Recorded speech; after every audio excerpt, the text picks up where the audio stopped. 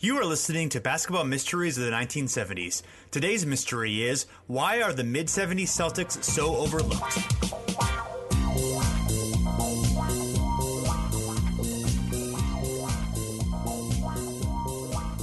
Hello, welcome to the Over and Back Classic NBA podcast. This is Jason. I was pleased to have Bob Ryan, the sports columnist emeritus for the Boston Globe, a legend in sports writing who began his career covering the Celtics in the 1970s, as our guest. Unfortunately, we had a minor recording issue that cut off the first minute of discussion in which we were talking about how the 70s Celtics are overshadowed by the two other glory periods for the team. Of course, the Bill Russell dynasty with 11 championships in 13 seasons from 57 through 69, and the Larry Bird era of the 80s. So we're joined in progress with Bob talking about how the 70s team falls through the cracks. Before we get to the interview, though, I want to tell you guys about our fellow Harvard Paroxysm Network podcast, Fast Break Breakfast. It is a podcast for serious NBA fans that is incredibly not serious. If you watch League Pass every night but aren't listening, you are missing out. Fast Break Breakfast is what happens when you get two musicians and a comic who are overeducated, underemployed, but share an obsession about the NBA, 90s movies, and conspiracy theories. So make sure you subscribe to Fast Break Breakfast, a podcast for serious NBA fans that is incredibly not serious. And now, my interview with Bob Ryan, joined in progress.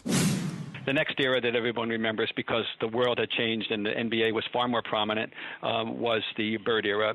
So they win three times from 81 to 86, and they're contenders right through 89, and through 90 actually, and true contenders. And you can even argue into 91 and 2, and it's a whole different NBA world.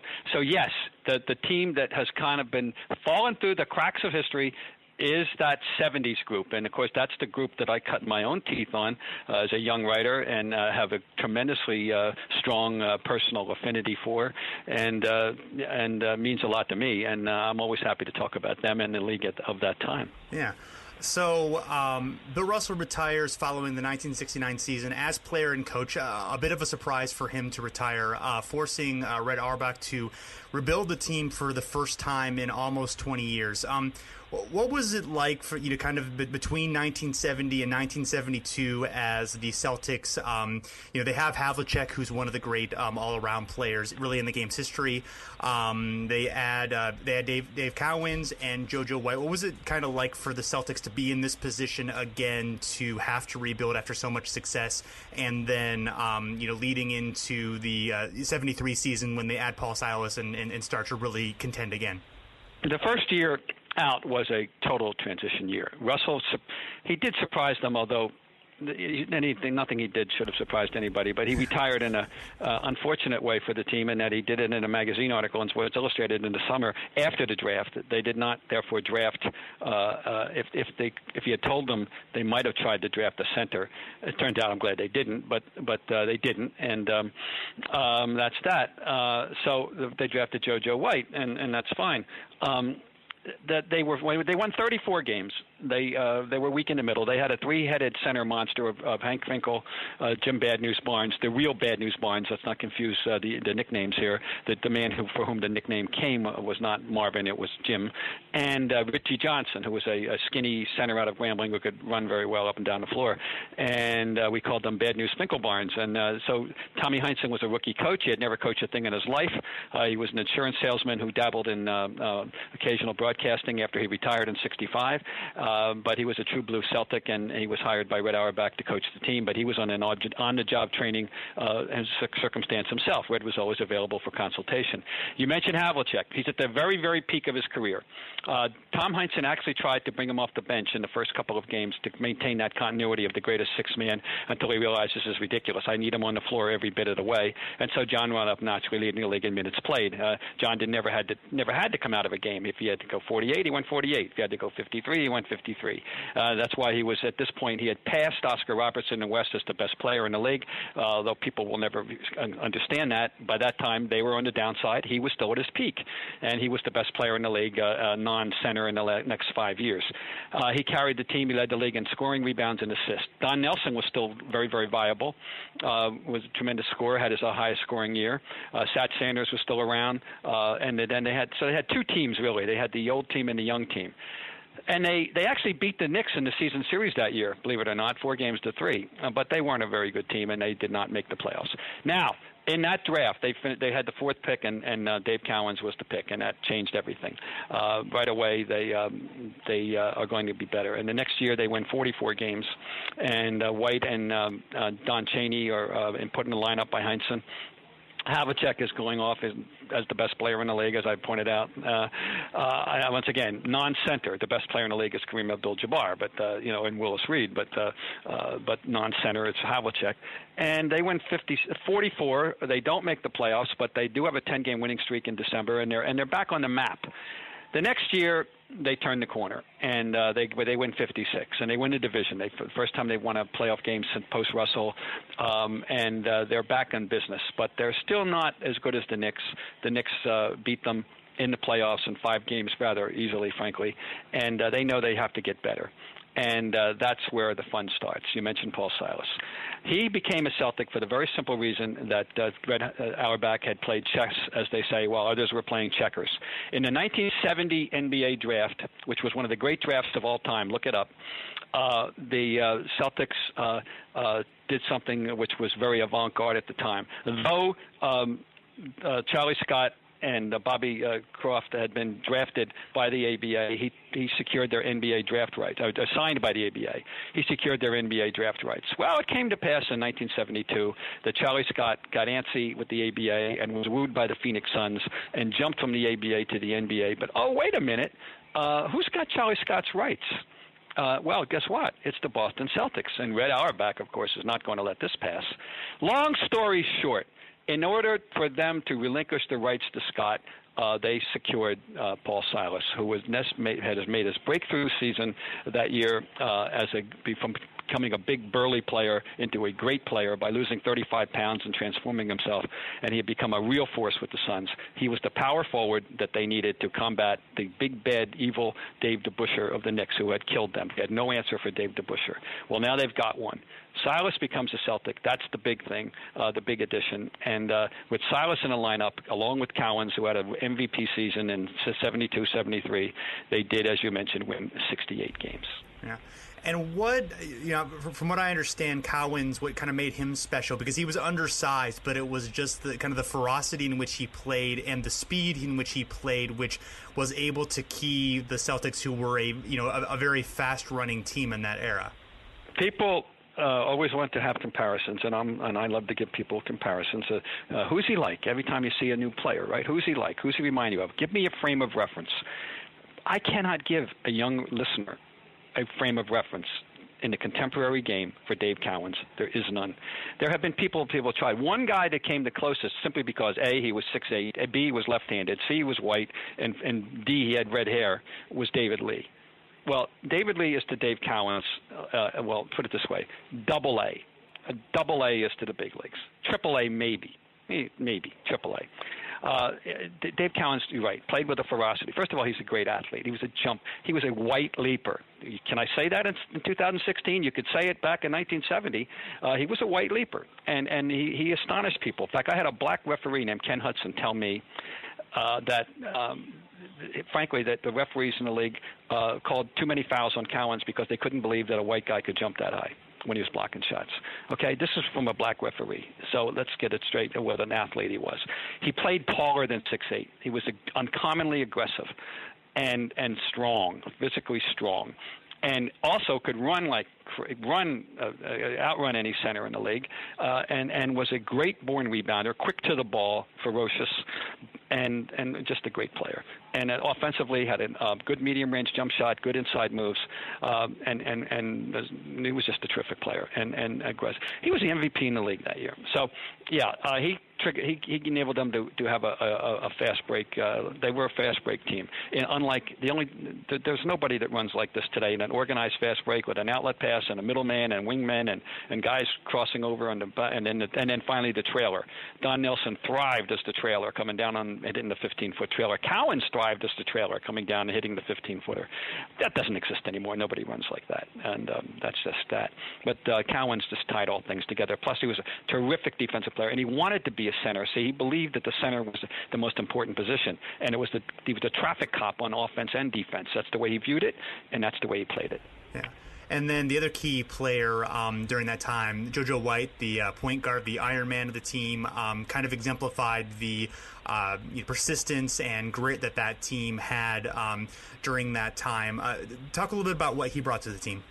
JoJo brought offense. JoJo was a controversial player within the team because the veterans at one point thought that JoJo did not carry his load on defense, or that he wanted to shoot too much, or that he wouldn't do such things as block out. They switched on everything, which meant that you had to be willing to stand in front of forwards and centers at times underneath the basket just to block them out.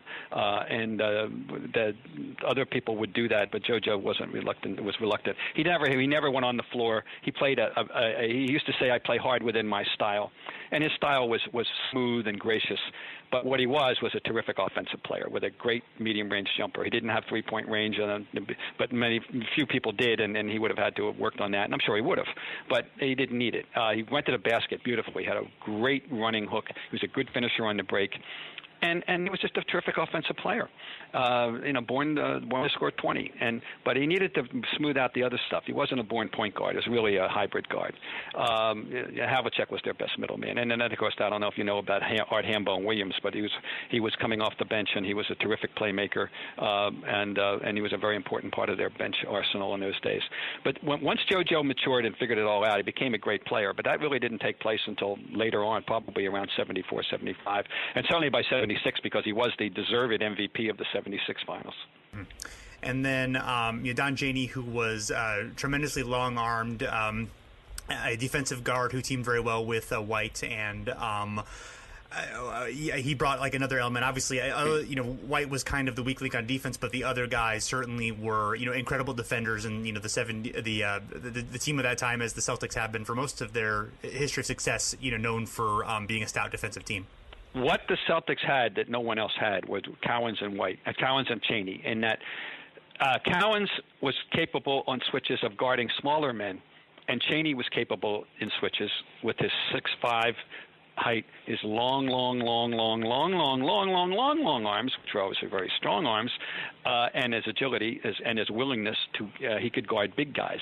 So they could switch on anything, and it made a difference. Don Cheney was a great defensive player on the ball.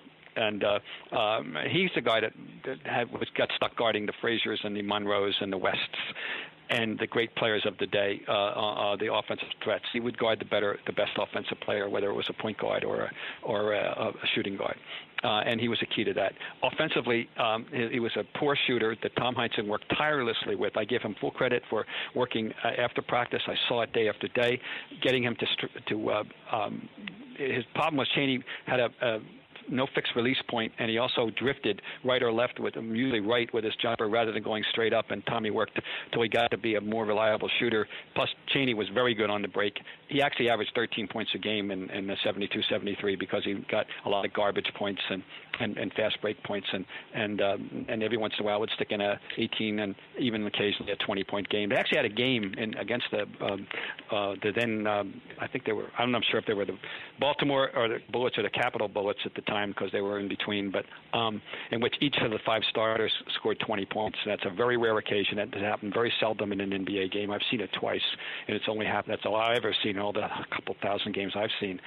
And Cheney was one of those 5 20-point scorers, but he was a selfless player. And one of the other things he did that Tommy Heinsohn, I learned so much from these people, he was willing to run on the break to create the extra man advantage, knowing he wouldn't get the ball. You need this to have a proper fast break. How do you get 4-on-3? Well, you get the fourth guy. A lot of guys don't understand. They think if they're not going to get the ball, they don't want to run. Cheney was willing to run even though he wouldn't get the ball. One of my favorite parts of our Basketball Mysteries of the 1970s series is our awesome logo. It does a perfect job encapsulating exactly the tone and feel we wanted with the series. Well, today, I have some exciting news for you. The illustrator of that fantastic logo, Daniel J. Rowell, has made the logo, the Kareem and Dr. J head, as well as a bunch of other of his art available to purchase at danieljrowell.com. Simply go to danieljrowell.com, that's DANIELJROWELL.com, click on merch, and you can buy sweaters, coffee mugs, shirts, and more featuring Daniel's art. Now, just in case you're still on the fence, do know that Daniel can hold a piece of toast in his mouth for a solid 45 seconds or so without dropping it. Plus, if you need a little bit more convincing, his aunt has described these shirts as fabulous. Again, to buy your tea, mug, or anything else that your little heart desires, go to Daniel J. Rowell, that's DANIELJROWELL.com, and click on merch. So the 73 season, Celtics win 68 games, which was the second best, tied for the second best mark at the of the time. They beat the Hawks in 6 games and then fell to the Knicks in 7 games in the Eastern Conference Finals. This is kind of the final year for the Knicks as they win their second championship this season, and toward the end of them as a powerhouse under Walt Frazier, Willis Reed, David Busher and company. The first 2 games are blowouts that the Celtics and Knicks split 1-1. And then Havlicek is injured during this series. The Knicks take Game 4 in double overtime, but despite Havlicek's injury, he's in and out and mostly ineffective, unfortunately, when he comes in. The Celtics do end up forcing a Game 7 that they lose in Boston. What do you kind of remember about that series? What do I kind of remember? What every Celtic fan of the day remembers, Game 4. All right, you're right. They split games 1 and 2, and in Game 3, Havlicek is caught in a crunch between Dave DeBusschere and Bill Bradley, and he wrenches his right shoulder. And he cannot play in Game 4, which happens to be on Easter Sunday, and which happens to be the day when JoJo White's first child, Brian White, was born in the wee small hours of that day. Anyway, they go to New York. They come back in, on a Sunday afternoon in New York for Game 4, and they play a magnificent game. And they are up by 16 points entering the fourth quarter, despite no Havlicek. And in the fourth quarter, depending on which version you would like, I will give you the Knick version. The Knick version is that it was one of the great heroic comebacks in Knick history. They came from 16 down, they tied it up, then they heroically won in double overtime with among other things, a great performance by the unsung John Gianelli, and who outplayed Cowens in the overtimes, and blah blah blah, and all of which is true. However, let me give you the Celtic version. The Celtic version is that referees Jake O'Donnell and Jack Madden, 2 great referees, I am here to tell you, and good guys, got caught up as human beings in what I called then and now subconscious crowd orchestration, aiding and abetting the Knicks at every turn, giving the Knicks unfair advantage. It was 5-on-7 in that fourth quarter. It was an astonishing travesty of justice against the Celtics, most exemplified in one particular play in which Frazier steals the ball, and as he is driving down, I will never forget this, and there was a photo to substantiate it. Don Nelson is back, and he knows that he does not want to create the impression of any contact to create a three-point play, and he pulls his arms down to allow an unimpeded progress to the hoop for Walt Frazier. Jack Madden has his arm raised, ready to signal the three-point play even before Frazier has shot the ball. Well, he scores, and he gets the three-point play. This is what was going on in the eyes of the Celtic party. So they wind up losing all the momentum. They wind up getting into the overtimes, and they wind up losing that game. And it wasn't just the Boston reaction. The neutrals, and you can check this out, the neutrals were appalled at what they have just seen. They thought it was a disgrace. Jack Kaiser of the Philadelphia Daily News referred to it, and this is his phraseology, not mine, the rape of Madison Square, unquote. Check it out. You can find it. And that was the prevailing universal opinion outside of New York. The Celtics were robbed. Okay. Now, we come back to Boston, 3-1 New York. Game 5. Havlicek plays. Basically with one arm is left. He scores 18 points. They win the game. Silas has a great game, has 2 concluding free throws to help him win. So they keep it alive. They come back to New York, and lo and behold, they steal Game 6 in New York. Havlicek plays, but far less effectively. He does have 9 points, but less effectively than he did in games. But they've tied it up. Oh my God! We come back to Boston. At this point in history, the Celtics had never lost a 7th game at home. And they were sentimental favorites, and they felt they had the momentum, and then this is just a foregone conclusion, and Havlicek's going to ride off. And well, no, the Knicks were too good for that. They said, not going to happen. And when Havlicek entered the game, he was coming off the bench. They ganged up on him. They said, we're not going to allow him. We're not going to no more respect. And he turned it over, and they just made him. He was useless. They just rendered him useless. And you know what the star of the game was? The unsung star of the game was Gene Meminger. Dean Meminger had a great game for the Knicks. Final score: New York 90, Boston 74, and that was that. So we have to go back. The Celtics will always believe that had Havlicek. And the one postscript is this: the Knicks won the championship, beating the Lakers in 5. During the regular season, the Celtics swept the Lakers all 4 games. And in those 4 games, Cowens averaged 31 points and 19 rebounds per game against the fading Wilt Chamberlain. There was no doubt they would have beaten the Lakers as well. But the Knicks did, and they won the championship. Yeah. And obviously, if history had been different, the Celtics winning that championship not only, adds to the legend of the 70s team, it also takes away, some of the magic of that, how those Knicks teams are remembered. Obviously they're remembered as great teams. Without that second championship, it takes a little bit of the shine off it. Of course, you still have the 70 series and Willis Reed and all that. But it would have been one championship. Right. One it would have been now, in my opinion, that's the most important championship in the history of the league. That season, the Knicks being good changed everything for the NBA. They got more attention and notoriety from the one championship in 1970 than the Celtics got from the 11 from 1956 to 69 because it was New York, it was Madison Avenue, it was a different world, and they were on the cover of Times and Newsweeks, and they put the NBA on the map in a way the Celtics never did because it was New York. And by the way, I loved watching that Knicks team. It was a great team, great passing team, great personalities. I mean, they were great to cover too. Let me tell you, and it was just wonderful. And they were good for the league. They were an important juncture in NBA history. So the 74 team, they have roughly the same roster, although Paul Westphal is playing more during this season, kind of emerging as sort of a sixth man playing shooting guard. He would later be an important trade for the team with Charlie Scott leading to the 76 championship, but he's part of this team. They win 56 games, second in the league to the Bucks. They beat the Braves in 6 games with Bob McAdoo and Jack Ramsey as their coach. Then they finally beat the Knicks in 5 in the Eastern Conference Finals, who they had lost to the previous 2 seasons, and beat the Bucks in 7 games in the finals. And this is really one big thing is that this is basically the end for 2 power teams in the early 70s NBA, the Knicks and the Bucks, who had both been dominant teams along with the Lakers during that time. The Celtics were able to knock 2 of those teams off, and that's a kind of an unheralded accomplishment. Yes, and in all fairness to the Knicks, by 74, their physical situation caught up with them. They were not at 100% in that series. The Celtics won with relative ease, and the Busher was injured with pulled stomach muscle, I believe it was, and Reed, who was always physically, having problems, was pretty much done. And that wasn't the Knicks team. That was their last hurrah, and they gave it a noble effort. But the Celtics had clearly surpassed them, and the Knicks just weren't physically ready to play the younger, better Celtic team in 74. As far as the Buffalo series, that was a very contested series, which ended in a highly controversial ending in Game 6, in which Bob McAdoo blocked a shot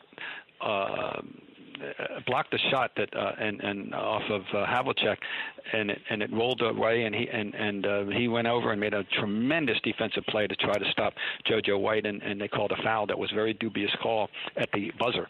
and White made the 2 free throws essentially after the game was over to win the game. And after the game, the owner, Paul Snyder, was banging on the door of Mendy Root, of the referees, yelling, "Mendy, the game was over." What he meant was the clock should have expired before the free throws were awarded. And of course, today we'd have replay and we'd have it settled once and for all. But Buffalo was on the move then. They were a tough opponent with Ernie D and Randy Smith and Jack Marin and so forth, and of course McAdoo. And then in the finals, it was one of the most entertaining finals ever to cover. Anybody who covered it will remember it with great fondness in Milwaukee. But Bucks had they were undermanned. They lost Lucius Allen before the final started. He got slipped on a warm-up jacket, believe it or not, and carelessly placed in the previous series. And then they lost Fritz Williams. Oh, no, that was John McLaughlin, I believe, early in the first game. And so they wound up with a strange backcourt, which included putting forward Mickey Davis at backcourt. And what I'm getting at here is the fact that Kareem Abdul-Jabbar was absolutely so immense. Without him, there's no series. The Celtics easily could have swept in 4. They lost an overtime, and they lost another close game. And they could have easily won in 4, but the only reason they didn't was Kareem was sensational. And, of course, you're well aware of the famous 6th game, the Celtics in overtime thought they had it won in double overtime, and Havlicek had a great second overtime, but Kareem made this classic Kareem is 18-foot hook on the baseline to win the game and create a 7th game. And in the 7th game, Cowens, who was 4 for 18 in the 6th game, was determined to play better, came out and had a great first half, shot 8 for 13.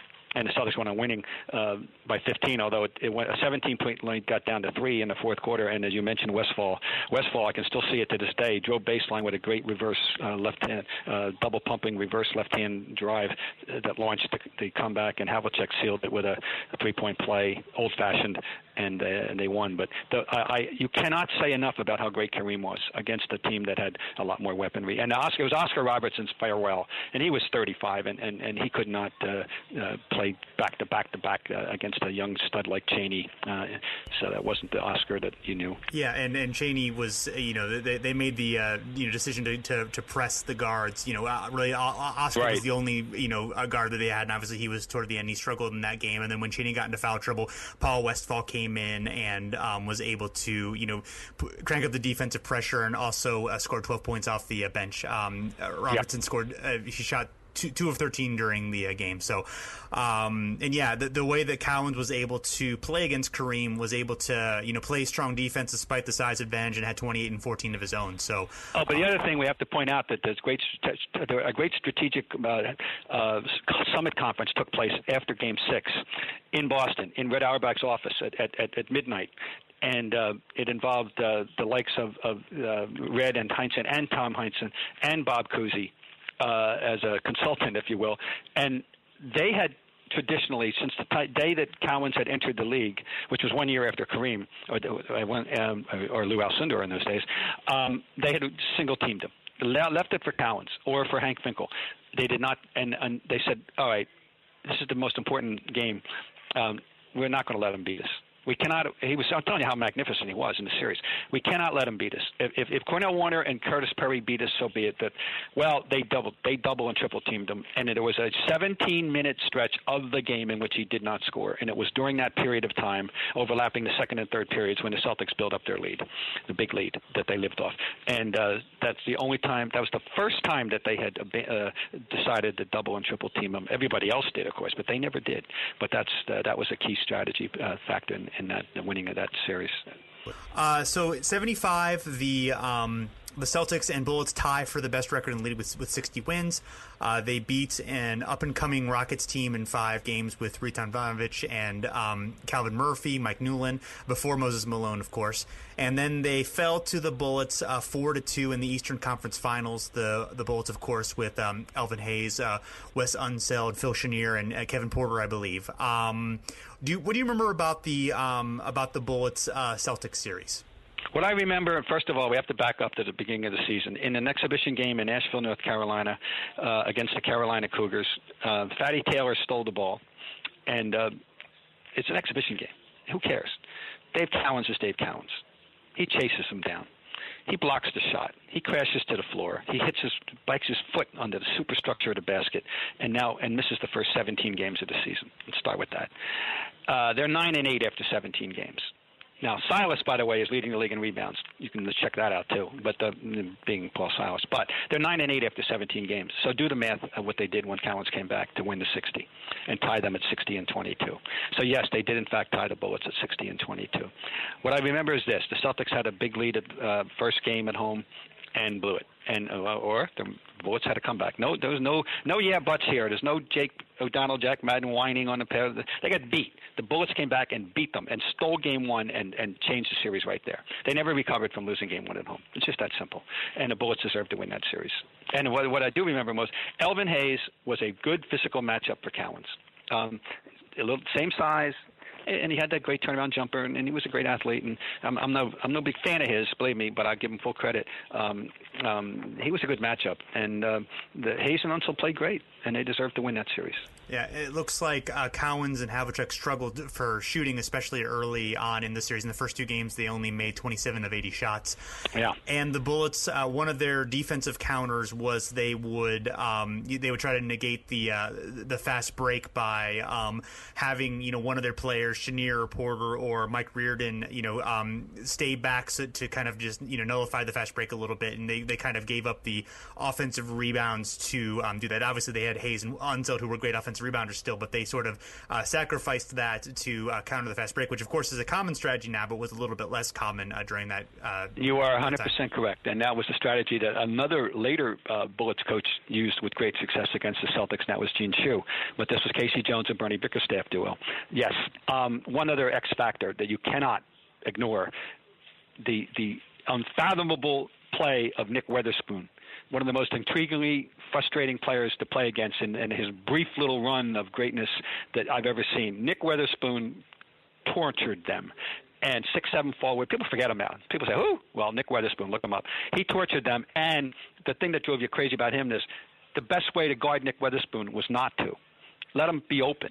Put a guy on him in his jock, and he could score in your face, at least against the Boston Celtics. It was astonishing. I grew personally to hate Nick Weatherspoon, not that I ever met him or knew him. I mean, as a player. He drove me nuts because it just was he offended my aesthetic sense. It was really a funny thing. He was a real interesting aspect of that rivalry. 1976 season, they win 54 games, second in the league to the Warriors, who won 59, I believe. And the big change in the team, well, they lost Don Cheney to the ABA, and they also traded Paul Westphal for Charlie Scott. How did that trade change the dynamic of the team? Well, first of all, the Cheney thing, he played as a lame duck the entire 74-75 season. He had signed a future contract with the St. Louis Spirits, and so he was a lame duck. But yeah, you're right. They trade Westphal, which was very for Scott. And there was a couple other considerations, but that's what it was. Okay. Changed the dynamics of the team enormously. And I've always felt that the trade was made, Red being very sagacious, knowing that JoJo White was not going to share the spotlight with a guy he viewed as his substitute, i.e. Westphal. That there were going to have to be nights in which Westphal would get 30 and White would get 10, and that was not going to sit well with JoJo.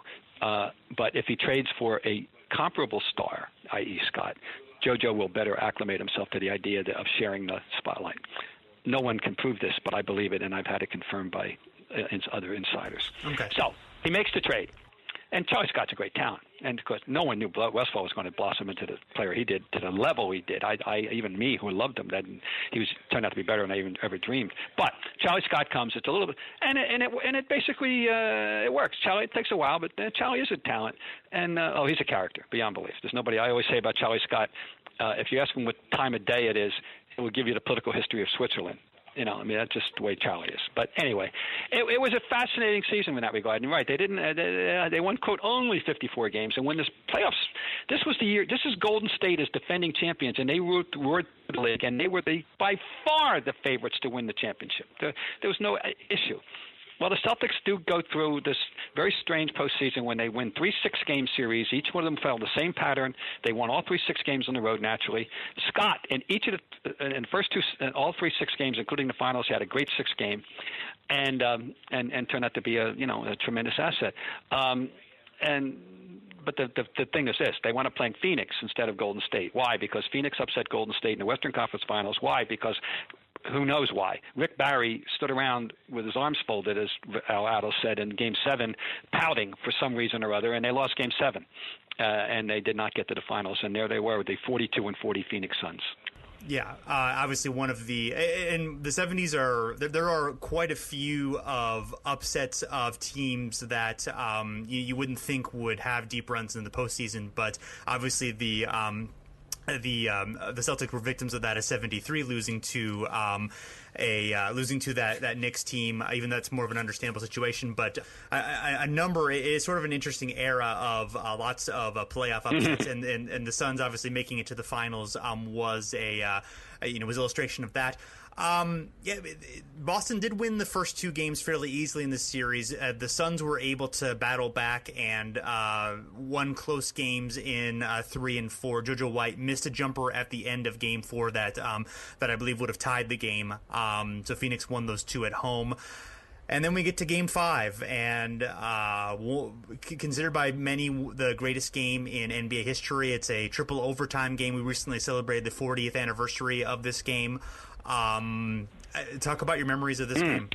Well, first of all, if we just back up just a slightly bit, Sure. Yes, the Celtics won the first 2 games handily, and as often happened in those days, and is always possible to happen in any era, the losing coach decides that he's got to work the refs.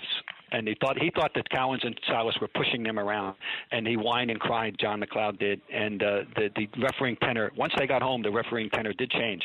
They got a lot more breaks than they were getting in Boston, and they did play well. And they had a precocious rookie, and they have 2 precocious rookies, Alvin Adams and Ricky Sobers, and they had Dick Van Arsdale, and they had Westphal, and they had some. Why they only won 42 was the mystery. Not that they they should have done better. But anyway, so they win those 2 games. You're right, and they come home in Game 5.